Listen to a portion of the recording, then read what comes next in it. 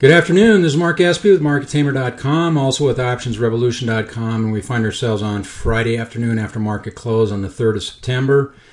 And before we begin, I must remind everyone that everything we speak of here is for educational purposes only and never to be construed as a recommendation to buy or sell anything.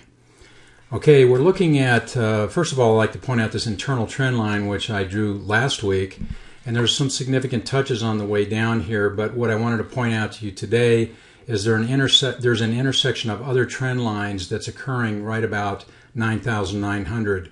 The first is we have a trough between a shoulder, head, and a head and shoulders pattern. So these two troughs line up with the neckline coming across and intersecting with the internal trend line, as well as a swing low that was put in here just a few days ago.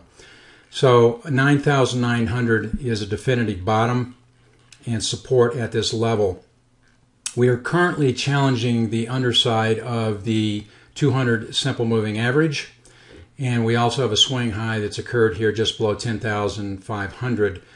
So really the thing that we need to look for is whether or not this is going to push through here. If we put in a narrow range trading day, a spinning top, a doji, something of that sort on low volume, that's going to tell me that the upward push is beginning to lose some steam. If that's the case, it may bounce off the underside of this particular resistance area and move back down. We could end up trading in a channel here. If it does push up above here, the first area we would look at is 10,600, which is the swing high from late July. We also have this shelf that was put in for about 5 days in the early part of August. If it breaks up above here, then we're going to look at the swing high at 10,900 and then the April high 11,250. If it comes back down and breaks below here, we have this double bottom at 9,800 and we have a swing low from early July at 9,600.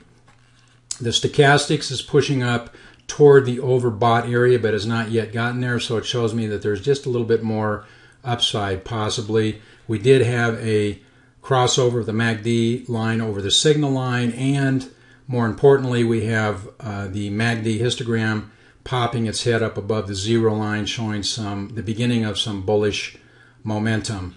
So this is a critical point right here to see if this resistance holds. And again, if it does, we might look at a channel, as I had mentioned before. So we just need to kind of wait and see on what's going to happen there. Okay, we're going to go over and take a look at the SPX.